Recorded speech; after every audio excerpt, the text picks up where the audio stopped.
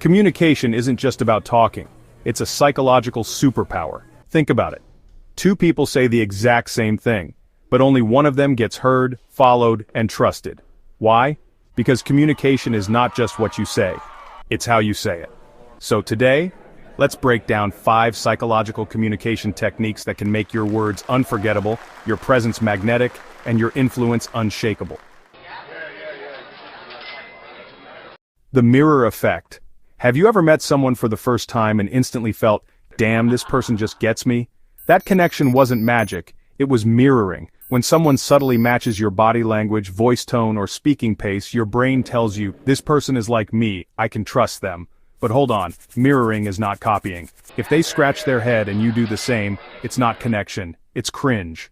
True mirroring is invisible. It's about syncing energy, not mimicking behavior. So next time you meet someone, notice their vibe. Are they calm and composed? Then lower your energy a bit. Are they casual and expressive? Loosen up a little. This is how deep trust is built, not with loud words but silent resonance. Power of the pause. Let me say something, and I want you to really feel it. If you want your words to have power, learn the power of silence. Notice what just happened? That small pause and made you listen. Because the human brain is wired to take silence seriously. When a speaker doesn't pause, their words blend into noise. But when they stop, briefly, the audience leans in expecting importance. That's the moment impact is made. So whether you're in a meeting, on a stage, or having a one-on-one conversation, use pauses wisely. Let your silence say more than your sentence ever could. You know what most people do during a conversation? They wait for their turn to talk.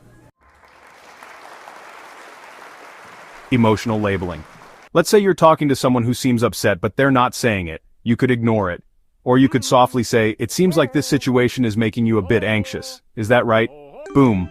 Suddenly they feel seen. Emotional labeling is not about guessing, it's about acknowledging. It gives people permission to feel, and more importantly, it tells them, you're not alone in this. Even FBI negotiators use this technique, because when someone feels emotionally understood, resistance melts and real conversation begins.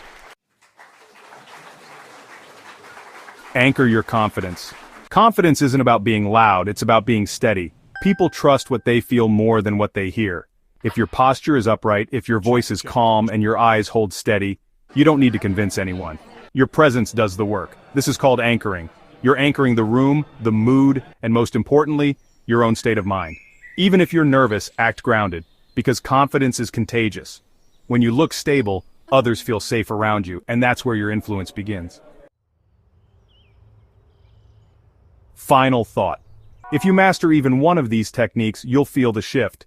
But if you practice all 5, communication won't just be a skill, it'll be your silent power. So tell me, which one hit you the hardest? Which one are you going to apply starting today? Drop it in the comments. And if you want a deep dive on any one of these, just type part 2, and I'll see you in the next one. Until then, speak with presence, listen with purpose, and connect with psychology.